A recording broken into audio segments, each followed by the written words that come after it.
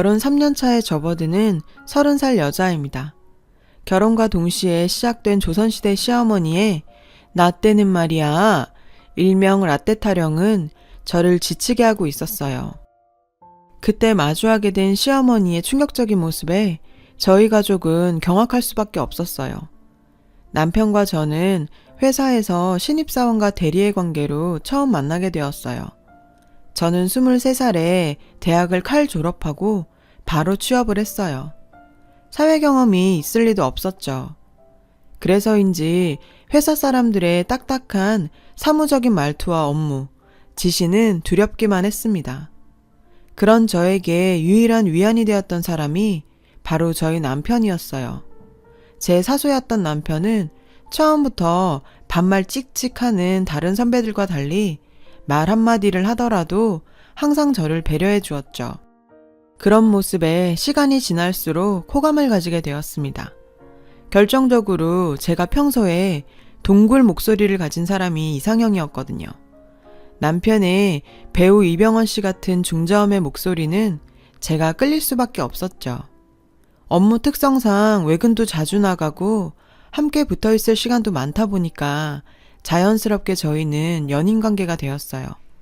무려 4년간 회사에서 비밀 연애를 하고 있었는데 참 어이없게도 남편이 저한테 보낸다는 쪽지를 회사 사람들이 다 보는 메신저에다 올려버리면서 우리의 비밀 연애가 만천하에 공개되었죠.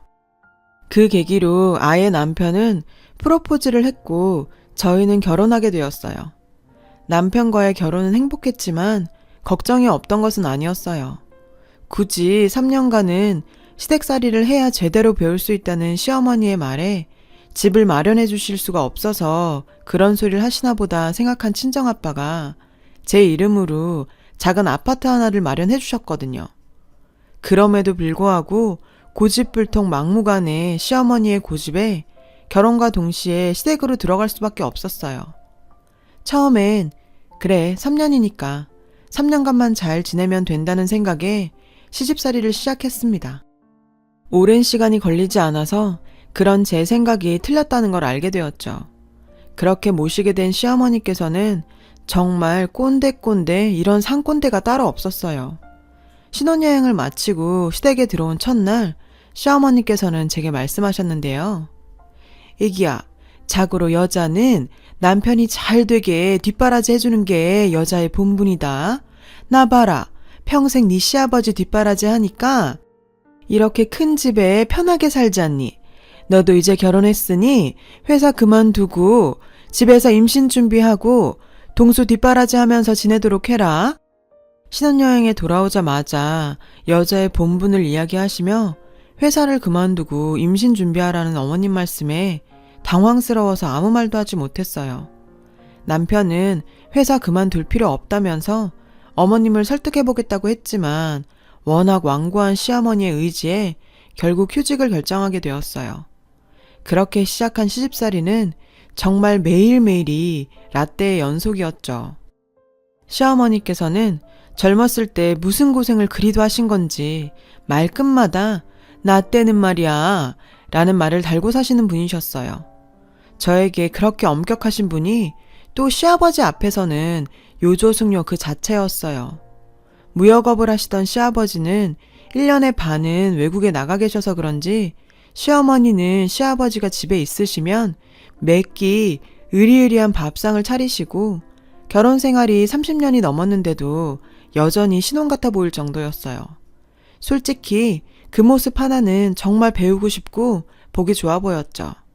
하지만 저한테만큼은 모질고 엄격한 시어머니셨어요. 날이 갈수록 간섭의 정도는 심해졌고 결혼 3개월쯤 흘렀을 무렵이었나요? 자고 일어났더니 거실이 시끌시끌해서 문을 여는 순간 제 눈을 의심할 수밖에 없었는데요. 거실에서는 산처럼 쌓인 절인 배추와 함께 그곳에는 저희 엄마와 제 막내 동생이 앉아서 배추를 다듬고 있는 거예요. 엄마가 여기 왜 있어? 수진이 너는 여기 왜 있고? 내가 좀 불렀다. 나 때는 말이야. 며느리 친정 식구들이 와서 이렇게 김장도 돕고 다 그랬다. 사돈, 제 말이 맞죠? 엄마는 떨떠름한 표정으로 배추를 만지고 계셨고, 게다가 고등학생인 제 막내 동생 역시 마지못해 끌려온 느낌이었어요. 너무 황당한 나머지 저는 조용한 곳으로 시어머니를 모시고 가서 조심스럽게 말씀드렸죠. 어머님, 저한테 말씀 먼저 하시지 그랬어요. 저희 엄마 몸도 안 좋으시고 수진이 공부도 해야 하는데 저한테 시키시면 되지 친정 식구까지 부를 필요가 있나요?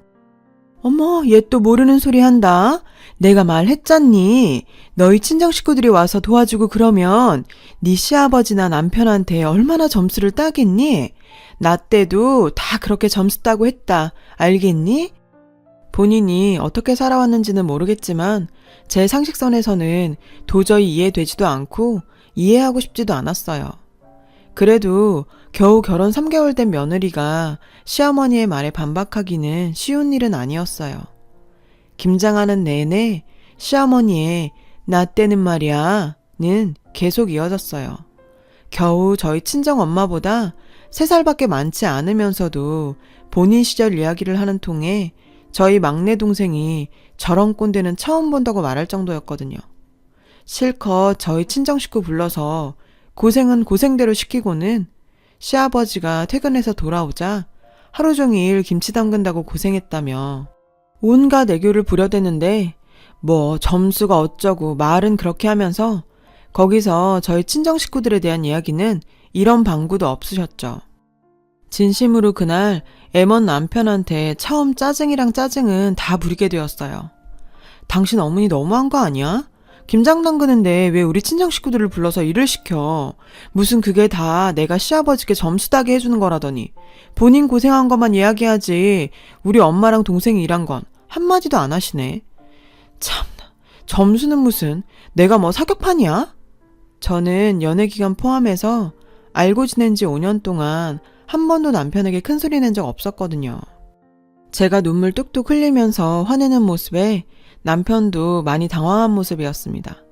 본인도 어머님의 그런 모습은 잘 알고 있었지만 이 정도인 줄 몰랐다면서 조용히 이야기해보겠다며 저를 달랬죠. 하지만 이게 또 문제의 시발점이 될 거라고는 생각도 못하고 있었어요. 저도 불만을 잘 숨길 수 있는 사람이 아니다 보니 김장 사건 이후 표시가 났는지 어머니께서 화난 얼굴로 저를 부르셨어요. 너 잠깐 와봐라. 시애미 앞에서 네 표정이 그게 뭐니? 나 때는 상상도 못할 일이다. 그리고 너 어디서 시애미랑 했었던 일을 남편한테 쪼르르 가서 일러바치니? 누가 보면 내가 너 괴롭히는 사람으로 보이겠다. 어?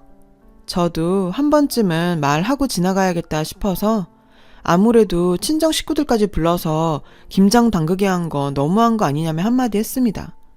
어머님께서는 정말 불같이 화를 내셨는데요. 고작 그깟 일 가지고 시어머니 나한테 그렇게 삘대를 세우고 파락파락 달려드는 거야? 네 남편은 네가 그런 거 알아? 자고로 여자는 집안에 분란 안 일으키고 조신하게 남편 뒷바라지하면 되는 것을 너는 이 집에 들어온 지 얼마나 됐다고 이렇게 분란을 일으키고 있어? 매번 여자로서는 어째해야 한다느니 남편의 성공을 바라는 게 여자의 자세라느니 조선시대적 사고에 머물러 있는 시어머님은 심지어 정치 성향에까지 관여하셨는데요. 너 이번 선거 투표 무조건 내가 추천하는 후보 찍어라. 네 나이 때는 어른들이 추천해주는 사람 찍으면 된다. 알겠니? 너무 황당한 제안에 처음에는 무슨 소린가 했어요. 시어머니는 자신이 원하는 후보를 찍으라며 투표하고 나서 꼭 사진 남겨서 본인한테 검사받으라고 하셨죠. 투표지 사진 찍는 건 선거법 위반이라며 그렇게 말씀드려도 막무가내였고요. 저도 시어머니의 꼰대스런 행동에 지쳐갖고 그저 한 귀로 듣고 한 귀로 흘리면서 빨리 분가하는 날만 기다리던 중 우연히 시어머니의 비밀스런 통화를 듣게 되었어요. 제가 나간 줄 아셨는지 어머님은 거실에서 스피커폰으로 전화를 하고 계셨어요. 하하, 우리 또 언제 봐요? 저번에 바다 여행 좋았는데 또 한 번 가요. 그이 내일 일본 출장 가니까 내일 볼까요? 휴대폰 스피커에서는 남자 목소리가 흘러나왔고 어머님의 행동은 마치 시아버지를 대할 때처럼 살가운 모습이었죠. 제가 방문을 열고 나가자 어머님은 순간 제 인기척을 느꼈는지 허둥지둥 전화를 끊으셨죠. 무척이나 당황한 모습이셨는데요. 사실 그때까지만 해도 정확히 무슨 대화인지 알지도 못했어요. 이 일이 시댁을 발칵 뒤집어 놓을 일이 될 거라고는 생각도 못했었죠. 그렇게 시간이 흘러 휴직한 지 1년이 되면서 저도 슬슬 복직 준비에 나섰습니다. 시어머니와의 갈등은 점점 고조되었어요. 결혼 1년이 지나도록 아직 애기 소식도 없는데 복직? 내 말이 말 같지 않니? 정말 나 때라면 상상도 못할 일이다 정말. 두 말 말고 퇴사해.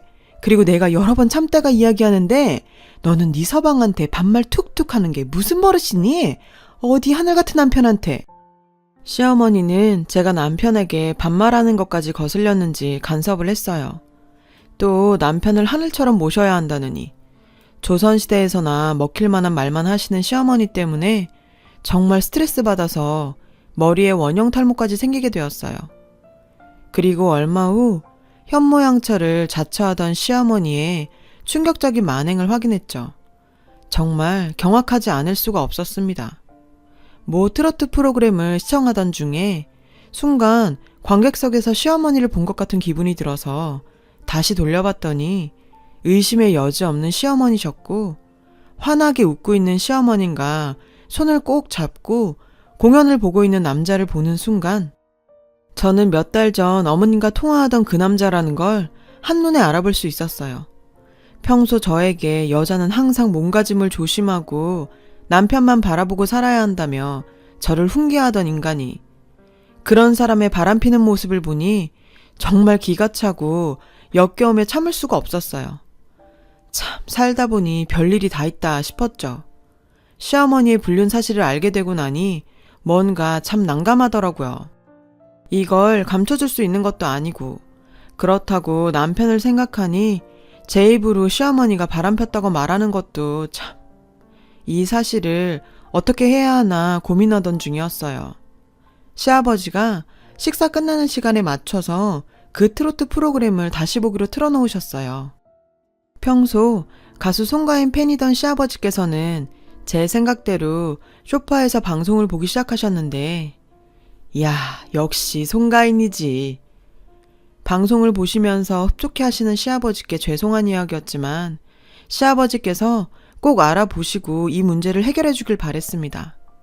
시아버지는 그 트로트 방송이 끝나고도 한동안 가만히 TV만 보고 계셨어요. 사실 방송에 잠깐 나오는 시어머니의 모습을 알아차리는 건 쉽지 않다고 생각은 했어요. 아버님께서 방송을 보고도 아무 말씀이 없으셔서 역시나 못 알아보셨나 보다 생각하고 방으로 들어가려는 찰나 시아버지의 한마디는 가족 모두를 그 자리에서 얼어붙게 만들었어요. 왜 당신이 내 친구놈이랑 저기서 손잡고 앉아 있는 거야? 너무 아무렇지 않은 목소리로 시아버지께서는 시어머니께 읊조리셨어요. 아무렇지 않은 목소리와 달리 시아버지는 손까지 부들부들 떨고 계셨고 순간 시어머니의 얼굴은 핏기 하나 없이 창백해져 버렸는데요. 아니야, 그게 민수씨. 공연장에서 우연히 만났어. 손을 잡다니. 당신이 잘못 본 거겠지. 오해야. 뻔히 영상에서 손잡고 있는 장면이 있는데도 오해라며 말도 안 되는 변명을 주절주절 대셨어요. 5월 4일 당신 친구들이랑 바다 여행 간다고 간 날이지? 그날 민수놈이랑 같이 있었던 거야? 그래? 입 있으면 말해봐. 날짜까지 정확히 알고 계시는 시아버지 말씀에 시어머니는 그대로 망부석이 되었고 그대로 시아버지 손에 끌려 집에서 쫓겨났습니다. 자신의 어머니의 불륜 사실을 알게 된 남편도 큰 충격에 빠져 말을 잊은 채 방으로 들어갔고 무엇보다 가장 힘들어하시는 건 시아버지셨죠. 30년 이상 한 입을 덮고 지내오던 아내가 본인의 고등학교 동창놈과 바람을 피고 있다는 사실에 혼자 방에서 목 놓아 우시더라고요. 그 모습을 보니 제 위로 따위는 어떠한 도움도 될 것 같지가 않았어요. 평소 감정 기복이 크게 없던 남편도 눈물을 흘리더라고요. 그 모습을 보니 자기 식구들한테 이렇게까지 상처를 준 시어머니가 원망스럽기만 했어요. 집안 분위기는 삭막하다는 말조차 모자랄 정도로 온기 하나 없는 분위기였죠. 그렇게 며칠이 지나서야 시아버지께서는 저희 부부를 부르셨어요. 내가 너희 보기 참 민망하구나. 특히 우리 며느라기한테는 부끄럽기 짝이 없어. 그리고 동수야, 나 네 엄마랑 이혼할 생각이다. 내가 오해한 게 있나 싶어서 블랙박스까지 확인했더니 참고 살 수 있는 수준은 아닌 것 같구나. 시아버지는 어머님 차에 있는 블랙박스까지 확인해 보시고 이혼을 결심하셨어요. 남편도 자신의 어머니에게 실망이 컸는지 별 말하지 않고 아버님의 손을 꼭 잡아드리더라고요.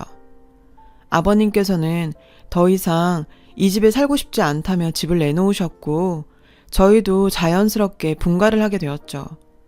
한참 분가 준비로 바쁘던 어느 날 시어머니로부터 전화가 왔습니다. 얘야, 네 시애비가 나보고 이혼하잔다. 네가 어떻게 좀 말려봐라. 네 시아버지가 그래도 네 말은 듣지 않니? 아, 그리고 동수는 왜 전화를 안 받니? 전화 좀 받으라고 전해줘라. 바람피다가 이혼당하는 사람이 무슨 염치로 저한테 연락해서 이혼을 막아달라 말하라 하는지 제가 만만해서 이러나 싶은 생각에 순간 열이 확 받더라고요. 제가 만만해서 이렇게 전화하셨어요? 어머님 때는 여자가 막 바람피고 다니고 그랬나 보죠? 저한테 무슨 남편을 하늘처럼 모셔라, 여자로서 이래라 저래라 훈계하더니 남편 친구랑 바람피는 게 당신이 생각하는 내조예요? 맨날 그놈의 나 때는 당신처럼 인생 살았다가는 여자도 남자도 인생 끝이야. 자기 자신도 다스리기 부족한 주제에 어디서 남을 가르치려 들어? 너나 잘하세요 제발. 얘가 진짜 너 무슨 말버릇이니? 당신? 나 네 시엠이야. 네가 나한테 이러는 거 알면 네 시애비랑 동수가 가만히 있을 것 같아? 아직도 정신 못 차리셨네. 내가 아직 당신 며느리라고 생각해요? 시아버지랑 동수씨가 가만 안 있는다고요? 동수씨가 왜 당신 전화를 안 받는데? 당신 엄마로 생각 안 한대. 그리고 아버님이 당신 상종도 하지 말래요. 아, 그리고 아버님이 혹시라도 전화 오면 전해주라던데. 합의 이혼은 없으니 위자료 준비하시래요. 전화기 너머로 그 여자의 부들부들대는 모습이 느껴질 정도였고 전화를 끊자마자 번호를 차단해버렸네요. 그 여자와 바람났던 시아버지의 친구 역시 친구들 사이에서 제명당하고 이혼까지 당하면서 한순간에 인생 나락으로 빠졌다는 소식 전해 들었어요. 정말 죄 짓고 살면 안 되겠다는 생각이 들더군요. 시아버지께서는 큰일 겪고 나서 회사도 정리하시고 바쁘셔서 그동안 못했던 낚시 다니시고 운동하시면서 시간 보내고 계세요. 상처가 워낙 깊으셔서 회복하는데 시간이 걸릴 것 같지만 차원보다는 훨씬 좋아지셨어요. 특히 이번에 저희 부부가 첫 아이를 가지게 되면서 손주 볼 날만 기다리고 있으시죠. 예쁜 손주가 아버님께 조금이나마 위안을 드렸으면 합니다. 다른 사람들과 함께 살아가는 세상, 다른 사람을 가르치려 하기보다는 자신을 한 번 더 돌이켜보면서 살아야겠다는 생각을 하게 됩니다. 긴 이야기 들어주셔서 감사합니다. 좋은 하루 되세요. 여러분, 사연 댓글에 응원과 현명한 조언 부탁드려요. 좋아요와 구독은 저에게 큰 힘이 됩니다. 오늘도 좋은 일 가득하세요.